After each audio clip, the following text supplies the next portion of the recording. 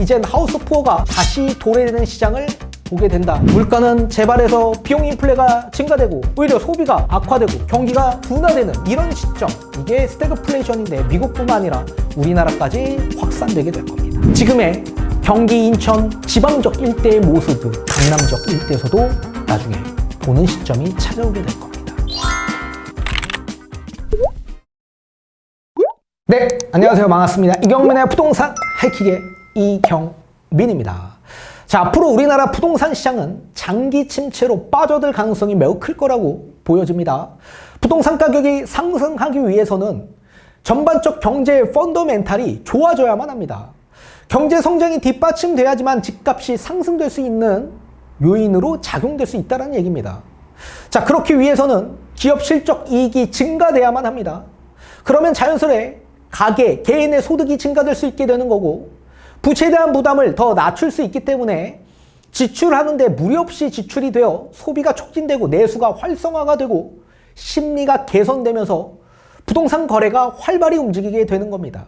이런 경제 시스템 선순환 작용으로 집값이 상승할 수 있는 요인으로 작용할 수 있게 되는 거죠. 그런데 안타깝게도 이 모든 것들이 이제는 정반대로 흘러갈 가능성이 매우 클 거라고 보여집니다. 기업 실적 이익이 오히려 둔화되고 감소되면서 적자가 크게 발생되는 기업들이 증가되며 파산 위기, 부도 위기에 놓인 기업들이 증가되며 경제 성장은 대폭 둔화되기 시작할 겁니다. 그러면서 구조 조정으로 여러분들의 소득도 낮아질 수 있게 되는 겁니다. 소비가 둔화되고 오히려 심리가 악화되면서 여러분들의 지출에 대한 부담은 더욱더 증가되면서 여러분들의 본업도 어려워지는 시장을 보게 될 겁니다.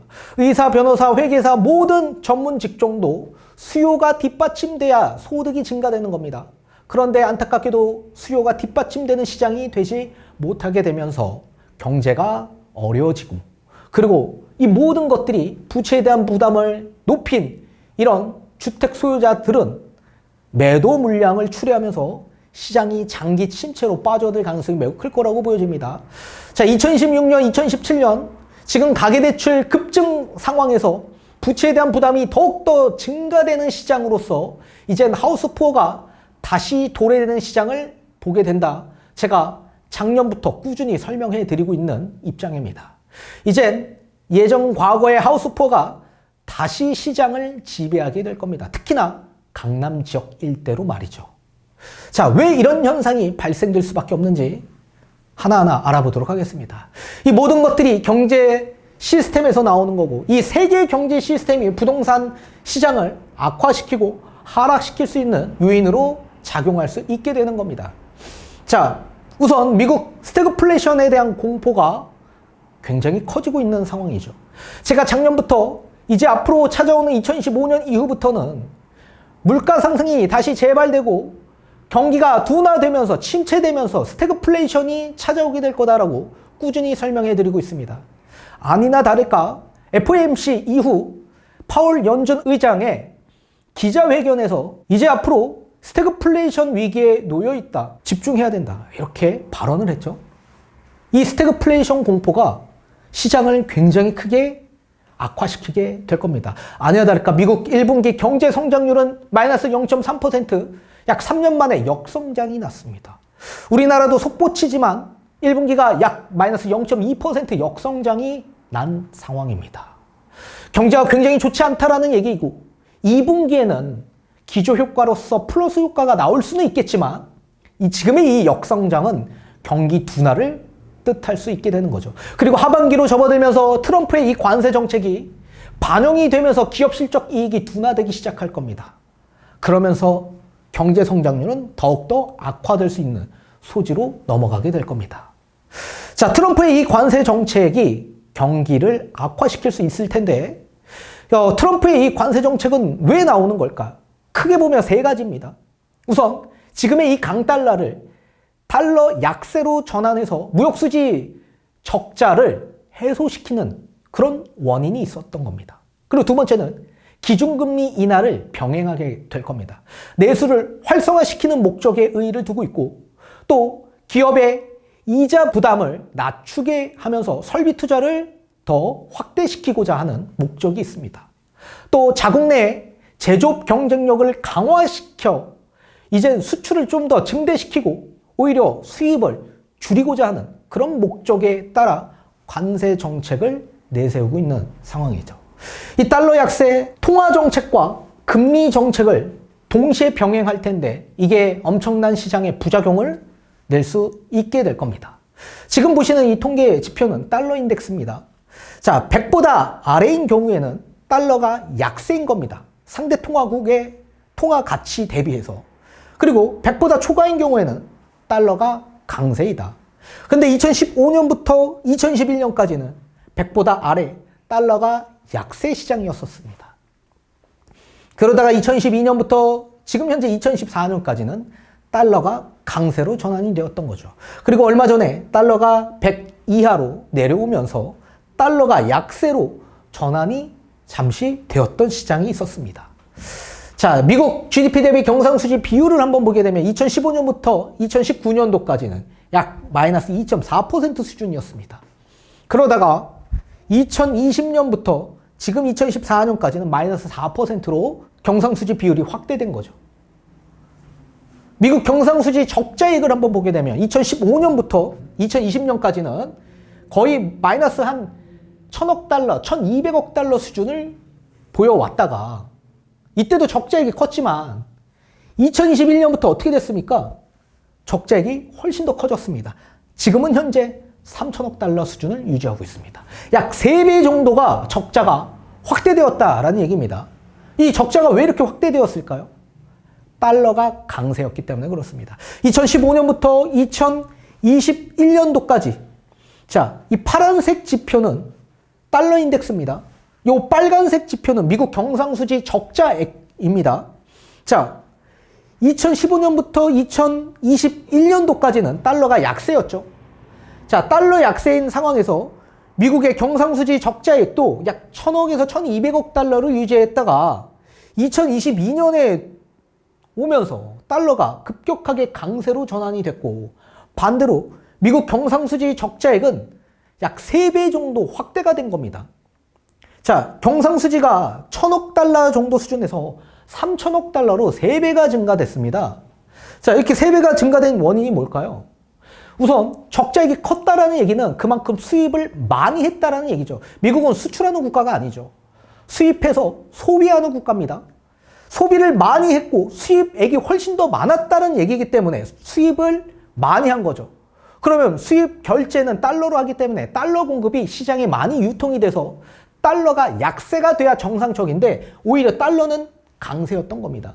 2022년부터 급격한 금리 인상이 나오기 시작했고 그리고 여기에 이스라엘 하마스 전쟁, 우크라이나, 러시아 전쟁 사태로 인해서 지정학적 리스크가 확대되면서 안정성이 담보되어 있는 미 채권과 달러를 보유하고자 하는 수요가 많아지기 시작했죠.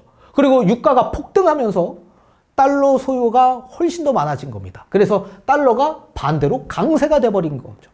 이 달러 강세가 오히려 미국 입장에서 수출하는데 수출 경쟁력을 약화시키는 거죠. 비싸게 팔 수밖에 없는 겁니다. 미국 제품들을. 그래서 수출이 잘 되지 않았고 오히려 수입 입장에서 봤을 때 예전에 비하면 오히려 굉장히 저렴하게 수입할 수 있게 되는 겁니다. 그래서 확대가 커진 겁니다.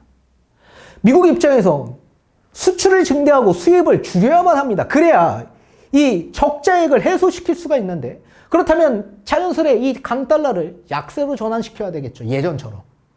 자, 달러를 약세로 전환한다면 이 3천억 달러를 예전처럼 다시 1000억 달러 수준으로 이 적자액을 축소시킬 수 있게 될 겁니다. 그러면 적자액이 축소되고 수입을 덜하게 된다면 시장에 풀리는 이 달러 공급이 줄어들게 되면서 오히려 달러가 강세로 전환될 수밖에 없는 흐름으로 가게 될 겁니다. 달러 약세를 목적으로 했는데 오히려 달러 강세가 돼버리게 되는 거죠. 그래서 기준금리 인하를 병행하게 되는 겁니다. 그래야 상쇄되기 때문에. 따라서 달러 약세와 기준금리 인하를 동시에 병행하는 전략을 세우게 될 겁니다. 자, 달러 약세. 이 달러 약세는 미국 입장에서 앞에서 설명한 것처럼 수입 물품 가격이 비싸게 들어오게 되는 거죠. 그러면 미국인들 입장에서는 예전에 1,000원짜리가 1,200원, 1,300원 이렇게 비싸지게 되는 거죠. 그럼 부담이 커질 수밖에 없게 되는 거고, 이 관세 정책은 뭡니까? 모든 나라의 보편적 관세 10% 부과를 하게 됐죠. 여기에 상호 관세로 엄청난 높은 관세가 적용하게 되는 겁니다. 자, 그러면 자연스럽게 미국에 들어오는 수입 물품들은 엄청나게 비싸게 들어오기 때문에 물가는 더욱더 높아지게 되는 거고, 소비가 더 줄어들 수밖에 없는, 지출이 줄어드는, 내수가 악화되는 그런 시점으로 가게 되는 겁니다. 또한 기업들의 실적 이익이 감소될 수밖에 없죠. 미국이 가장 큰 시장인데 미국에서 소비를 하지 않으면 기업 실적 이익이 둔화되고 오히려 적자를 보는 그런 기업들도 생겨나게 될 겁니다. 그럼 경제 성장이 나빠지게 되는 거죠. 이게 스태그플레이션입니다. 물가는 재발해서 비용 인플레가 증가되고 오히려 소비가 악화되고 경기가 둔화되는 이런 시점, 이게 스태그플레이션인데 미국뿐만 아니라 우리나라까지 확산되게 될 겁니다. 자, 달러 약세가, 기준금리 인하가 또 반대로 상대국 통화 가치를 절상시키게 될 겁니다. 그렇다면 대부분 달러를 보유하고 있는 국가나 그런 기업들 또는 그런 기관들 입장에서 봤을 땐 엄청난 손실이 발생되고 환차손이 발생되는 거죠. 그 어쩔 수 없이 미 달러를 팔 수밖에 없습니다. 특히 많이 보유하고 있는 게 미 국채죠. 미 국채를 팔 수밖에 없죠. 달러 강세에서 약세로 전환되면 환차손이 발생되기 때문에, 그러면 자연스럽게 장기채 금리는 상승할 수밖에 없는 요인으로 작용되는 겁니다. 자, 단기채 금리는 기준금리에 준동하기 때문에 기준금리가 인하가 된다면 단기채 금리는 하락할 수 있습니다. 다만 이 채권에 따라서 채권 가격이 하락하면 장기채 금리는 상승으로 이어질 수밖에 없게 되는 거죠. 따라서 달러를 많이 보유하고 있는 국가, 그런 기관들 입장에서는 달러 약세는 엄청난 자산 손실이 발생될 수 있기 때문에 대표적으로 대만 그리고 우리나라, 이런 나라의 환율이 하락할 가능성이 매우 커질 수 있게 되는 겁니다. 그래서 얼마 전에 대만 환율이 급락한 가장 근본적 원인, 달러를 가장 많이 소유하고 있는 나라 중 하나가 대만이죠. 대만은 사실 기준금리가 2%입니다. 근데 미국의 기준금리는 4.5%죠. 대만 10년물 장기채 금리는 1.5% 수준밖에 되지 않습니다. 근데 미국의 10년물은 4% 중반이죠. 약 스프레드가 3%포인트나 차이가 납니다. 그러면 대만 시장도 작은데 대만 달러, 대만 자국 통화를 가지고 있을 이유가 없죠. 미국으로 다 가게 되는 거죠. 그래서 미국 달러를 굉장히 많이 보유하고 있는 나라 중 하나입니다. 특히나 대만 안에서도 대만 보험사가 달러 비중이 제일 많은 기관인데, 보험사 입장에서 우리나라 보험사랑은 완전히 다릅니다. 규모 자체가 다릅니다. 우리나라 총 보험사의 규모 자체가 거의 한 9천억 달러, 그리고 대부분이 손해보험사 비중을 많이 두고 있기 때문에 규제도 심하고, 그리고 황금성이 좋아야만 하기 때문에 안정성을 담보로 해야만 합니다. 그래서 이런 외국에 투자하는 투자 비중이 굉장히 크지 않습니다. 특히 미국 이런 해외에 투자하는 비중이 거의 한 30%대 정도 수준밖에 되지 않습니다. 그런 반면에 이 대만 보험사들의 규모가 거의 한 1조 3천억, 4천억 달러 수준으로 우리나라보다 훨씬 더 크죠. 그리고 GDP의 거의 500% 이상이 됩니다. 그 정도로 규모가 굉장히 크다. 우리나라 보험사는 GDP의 100% 수준밖에 되지 않습니다. 엄청난 규모죠. 거기에 생명보험사 비중입니다. 그래서 좀 더 공격적 투자가 가능하다. 그리고 대만 보험사의 거의 70% 이상이 달러 비중입니다. 달러 비중. 근데 이 달러 강세가 약세로 전환이 되면 본인의 통화가 절상되기 때문에 엄청난 환차손이 발생되는데, 대부분 대만 보험사들은 환해지를 하지 않았습니다. 그래서 급하게 환해지를 하느라 환율이 급락하게 된 겁니다. 거의 37년 만에 10% 이상 환율이 급락하게 됐고, 이게 말이 안 되는 얘기죠. 그리고 한 4% 이상 다시 급등하는, 이렇게 급등락이 반복되면 경제에 굉장히 좋지 않는 시그널로 다가올 수 있는 겁니다. 이게 굉장히 좋지 않은 시그널이다. 자, 그러면 이 환해지라는 건 뭐냐? 보통 우리가 1달러당 1,500원 정도라고 가정한다면 나중에 이게 1,450원으로 환율이 떨어질 것 같다, 하락할 것 같다라고 생각을 한다면 지금 현재 기준의 고정 환율로 계약을 체결하는 겁니다. 외환은행 또는 이런 증권사랑 외국환 계약을 체결하는 건데 지금 환율이 1,500원이니까 외환은행도 뭔가 수익이 발생돼야 되기 때문에 수수료 및 여러 스프레드 금리를 좀 책정해서 한 5원에서 10원 정도의 수수료를 가지고 갑니다.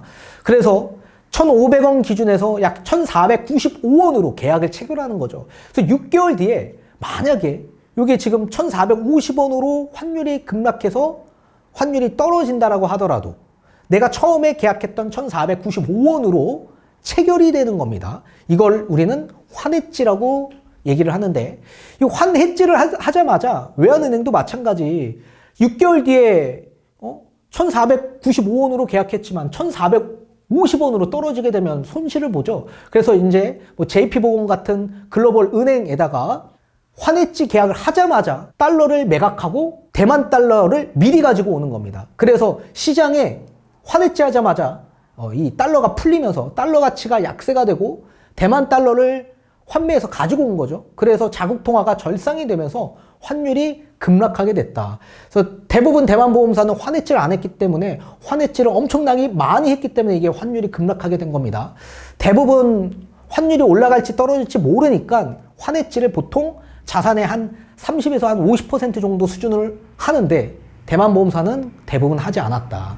그래서 급락하게 됐고, 자, 이렇게 급락하게 된 건 뭐예요? 결국엔 달러가 약세가 될 거라고 생각하고 자국 통화는 절상될 거라고 생각하고 있기 때문에 미리 대만 보험사가 환해지를 하게 된 거죠.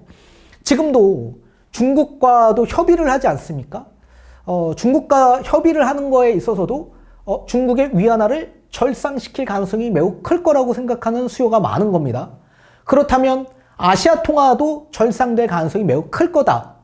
그래서 대만 보험사가 환해지를 한 거다. 이렇게 보시면 좀 좋을 것 같습니다. 자, 이걸 우리는 통화 연동 현상이라고 얘기를 합니다. 예를 들면 대만과 비슷한 나라가 우리나라이죠. 대부분의 아세안 국가들은 비슷합니다. 가장 수출을 많이 하는 국가가 미국이고 또 수출하는 것도 제조업 기반, IT 기반이기 때문에 대만과 우리나라 비슷하죠. 반도체 기업. 그죠? 또 환율에 굉장히 민감한 국가입니다. 그리고 달러 보유를 가장 많이 하고 있는 국가 중 하나이죠. 이런 나라들은 통화가 동조한 현상을 띱니다. 그래서 만약에 위안화가 절상되면 우리나라도 똑같이 동조한 현상으로 절상될 가능성이 매우 크죠. 그래서 아시아 통화도 절상돼서 우리나라 환율도 급락하게 됐죠. 1,400, 한 50원이었던 환율이 1,380원 수준으로 엄청나게 급락했다. 지금도 현재 1,300원대를 유지하고 있죠. 그게 달러가 약세가 될 거라고 생각하는 수요가 많아졌기 때문에 그렇습니다. 자, 그러면 가뜩이나 우리나라 원화의 가치가 절상되는 거죠. 또 여기에 외국 자본들이 추후에 나중에 유입될 가능성도 매우 클 겁니다. 우리나라 통화가 절상된다는 얘기는 환차익을 볼 수 있는 구조이기 때문에 달러를 버리고 우리나라 원화를 매입하는 그런 외국 자본들이 굉장히 많이 들어올 수 있기 때문에 향후 우리나라 증시와 채권 시장도 좋아질 가능성이 있을 수 있다. 자, 이렇게 되면 원화가 더욱더 절상될 가능성이 있죠. 강세가 될 가능성이 있다. 반대로 달러의 가치는 더욱더 약화될 가능성이 커질 수 있다. 또 여기에 더 나아가 엔캐리 트레이드 청산이 가능성이 훨씬 더 커질 수 있습니다. 가뜩이나 저금리, 제로금리였던 일본의 이 자금들이 미국 달러 강세로 인해서 미국 시장에 전부 다 많이 들어갔죠. 근데 미국의 달러가 약세가 되고 기준금리 인하가 계속적으로 진행이 되고 또 지금 인플레이션이 발생되고 있는 일본 입장에선 금리를 올리고 있습니다. 그래서 엔캐리 트레이드 청산이 발생이 되는 겁니다. 달러를 버리고 엔화에다 투자하는 또는 그런 인접되어 있는 아시아 국가에 또 투자하는 이런 상황으로 가게 되는 거죠. 그러면 자연스럽게 엔화의 가치도 계속적으로 절상될 수 있고 또 거기에 더 나아가 아시아 통화도 함께 절상되는 효과를 보게 되는 거다. 이게 굉장히 좋지 않은 현상이다라고 보셔야 됩니다. 이런 여러 가지 현상들이 국내 장기형 경기 침체를 나타낼 수 있기 때문에 그렇습니다. 우선적으로 경기 침체가 부각될 가능성이 매우 커지게 될 겁니다. 자, 앞에서 설명한 것처럼 미국의 이런 여러 가지의 채권 가격 하락으로 인해서 장기채 금리가 상승하게 된다면 미국 입장에선 부담이 엄청나게 커질 수밖에 없습니다. 지금 바이든 정부에서도 1년 단기채 국채를, 단기 국채를 대량으로 발행했었습니다. 이게 만기가 되는 시점들이 계속적으로 찾아오고 있는 상황인데, 그 만기 상환을 해주려면, 이자 만기 상환 해주려면 결국에는 국채를 다시 발행할 수밖에 없겠죠. 그 국채를 발행하기 시작한다면 장기채가 또다시 상승할 수밖에 없는 악순환이 되는 겁니다. 이게 카드 돌려막기와 거의 비슷한 효과인 거죠. 그러면 미국 입장에선 부채를 줄이고자 했는데 오히려 부채가 더욱더 증가될 수 있는 상황으로 가게 되는 거고, 장기채 금리가 상승되기 시작한다면 또 가계의 주택담보대출 비중도 계속 높아지게 되는 겁니다. 금리가 올라가니까. 시장 금리가 올라가니까 결국 주택담보대출 금리도 계속 올라가게 되는 거죠. 그리고 트럼프가 대부분의 자산들이 채권에 있다라고 얘기가 나오고 있지 않습니까? 그래서 장기채가 상승되는 건 사실 좋지 않다. 트럼프 입장에서. 따라서 이 장기채 금리를 인하시켜줘야만 합니다. 그럼 이 장기채 금리를 인하시키려면 어떤 활용을 해야만 합니까? 채권을 매입할 수 있는 환경을 조성시켜줘야만 합니다. 그게 뭐예요? 경기 악화입니다. 그래서 일부러 트럼프가 경기를 엄청나게 악화시키는 영향으로 이 관세 정책을 계속 끌고 가는 겁니다. 계속. 지금도 거의 90일 유예를 주지 않았습니까? 아니, 이미 상호관세 발표를 했으면 그거 발표한 대로 지금 계속적으로 나아가야 되는데 관세 정책을 계속 끌고 있습니다. 그 이유가 뭐예요? 장기채 금리를 인하시키기 위한 목적. 경기가 악화되고 경기가 좋지 않다라고 판단하면 채권 시장으로 수요가 많이 집중되면 장기채 금리가 인하될 수 있는 요지가 되기 때문에 경기를 일부러 악화시킬 가능성이 매우 클 거라고 저는 생각합니다. 개인적으로. 그래서 시장의 변동성을 굉장히 요동치게 만드는 거죠. 경기 이 불확실성이 커지면 커질수록 수요 심리는 더욱더 악화될 수 있기 때문에 안정성이 담보되어 있는 채권 시장으로 갈 가능성이 매우 크다. 그래서 경기가 굉장히 좋지 않은 방향성으로 계속 이끌어갈 가능성이 클 거다. 그렇다면 우리나라 경제에도 굉장히 영향을 크게 미칠 가능성이 커지겠죠. 그래서 경기 침체가 미국뿐만 아니라 지금 전 세계적으로 경기 침체에 영향을 미칠 가능성이 크다. 자, 그러면 여기서 끝나는 게 아니라 결국엔 언젠가는 관세 협상을 해야만 할 텐데 이 관세 협상으로 제가 봤을 땐 원화 절상을 요구할 가능성이 매우 클 거라고 봅니다. 자, 미국 트럼프는 달러를 약세로 전환시켜야만 합니다. 그리고 기준금리 인하를 동시에 진행을 해야만 할 겁니다. 경제를 악화시켜야지만 기준금리 인하에 대한 수용을 대부분이 할 수 있기 때문에, 그리고 연준 파월 의장도 할 수 있기 때문에 경기를 지속적으로 악화시킬 수가 있게 되는 거죠. 그리고 달러 약세를 만들려면 상대 통화국에 절상을 시켜야만 합니다. 그러면 미국 입장에서 거의 뭐 동맹 국가에도 관세를 엄청나게 매겨 있는 상태인데 뭐 지금 동남아시아 같은 경우에는 상호관세가 40%대입니다. 우리나라도 마찬가지로 엄청 높은 상황이고요. 이런 상황에서 뭔가 하나를 떡을 주고 뭔가 하나를 취해 와야죠.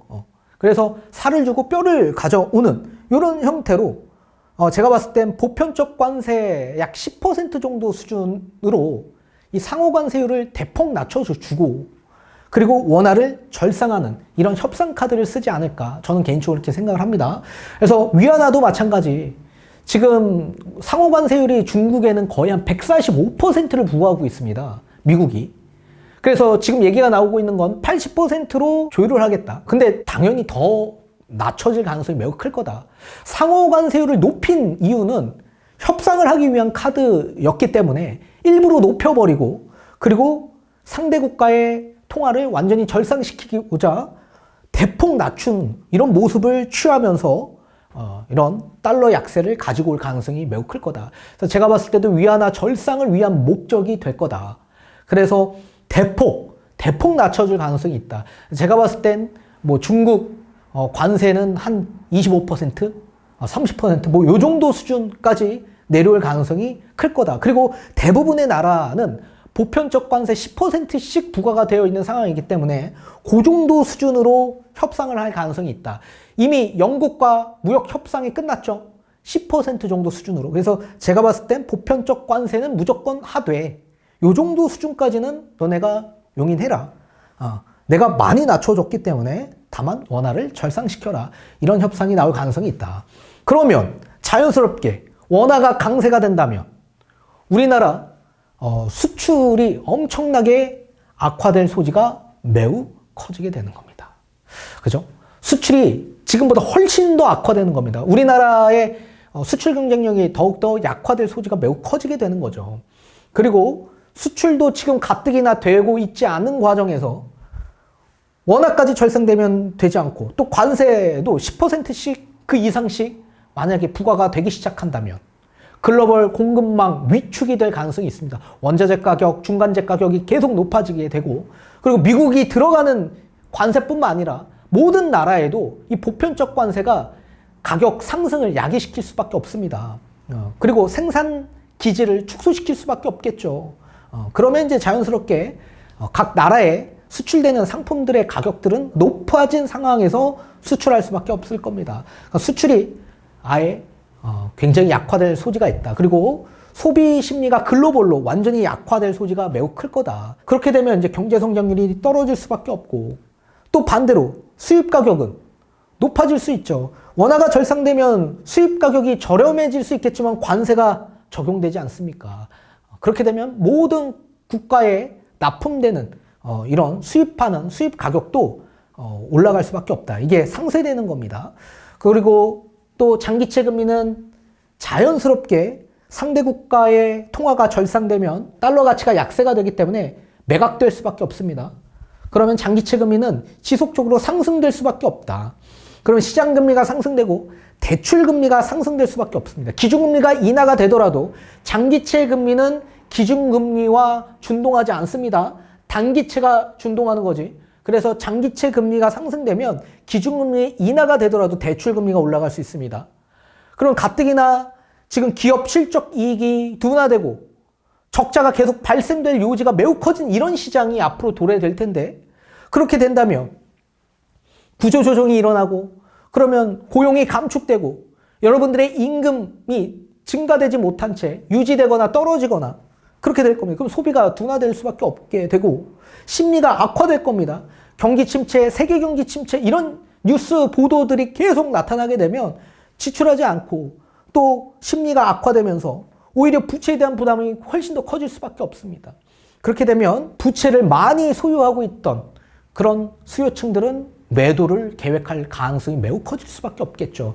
우리나라 가계대출액이 2025년 2분기 기준에서 봤을 때 거의 한 1,800조 정도가 됩니다. 근데 그 가운데 그 가계대출 1,800조 가운데 1,100조 원, 60%가 넘는 그 비중이 주택담보대출 비중입니다.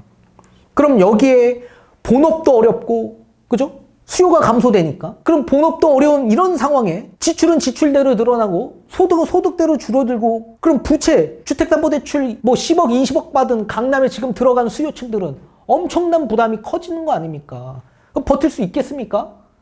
버티기 어렵죠. 그러면 결국엔 매도를 계획하는 이거 전부 다 하우스포 아닙니까? 이런 상황이 과거에도 있었고 지금도 앞으로도 또 나올 가능성이 매우 커지게 될 거다. 특히나 강남 지역 일대에서 굉장히 어려워질 거다. 지금의 서울 외곽과 경기 인천을 보십시오. 집값이 회복되지 못한 가장 근본적 원인은 전부 다 2020년, 21년 영끌했기 때문에 그렇습니다. 근데 그 모습이 지금 강남에서 이미 2023년부터 24년 지금 현재 시점까지도 똑같이 답습하고 있죠. 지금의 경기, 인천, 지방적 일대의 모습을 강남 지역 일대에서도 나중에 보는 시점이 찾아오게 될 겁니다.